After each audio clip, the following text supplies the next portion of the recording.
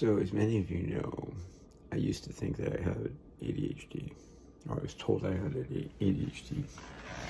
And gosh, about a year and a half ago, I was told I don't. And that happens to a lot of people for a lot of different reasons. My main reason was that my doctor couldn't find a genetic component, and he was convinced that it needs to have a genetic component, meaning one of my parents. And I said, well, I lose my keys, and I this and that and that. And he said, lots of people lose their keys. I said, yeah, but, I lose my phone. And he says, lots of people lose their phone. I said, yeah, but do they find it on roof 4 on top of the roof of their car? And he said, well, there's overlapping vein curves, and you're certainly not neurotypical. And my diagnosis is actually slightly different. It's called something nobody's heard of, called psychosomatic, which basically is bipolar without the risk, without the danger. I will, have extremes of emotions. I'll go through a whole day of emotion every 15 minutes sometimes. And he said, would people describe me as being extreme? And I said, yeah, I think that works. But he still, he said actually in the beginning he thought I'd be upset by quote unquote losing my diagnosis, which was not the case. It's not like I'm getting accommodations based on that. I can get accommodations based on psychosomatic. Plus, all the good websites are still available. And also, I already own Dopamine AF. Thank you, Brett Adler, who we never gave a sweatshirt to.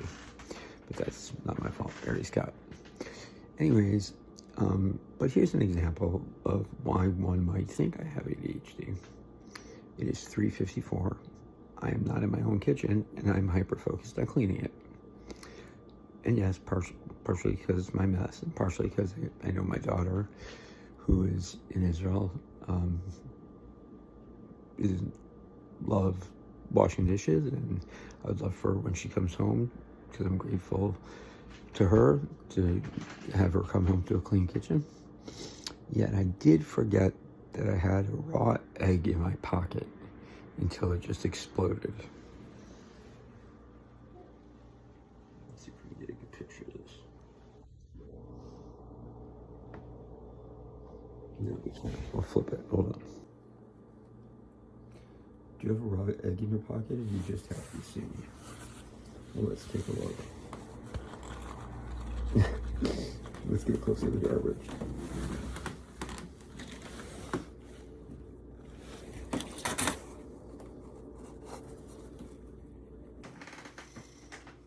Now you might say, Ari, why did you have a raw egg in your pocket? Well, it didn't fit in the egg containers, and when I saw it in the shelf, it looked like it had a crack in it, so I took it out. So if it had a crack, probably wasn't good. Turns out no crack, so I wasn't going to walk all the way back to the fridge in this monstrous kitchen, so I put it in my pocket. I figured I would do it when I got back to the fridge. And of course, I forgot about that part of it.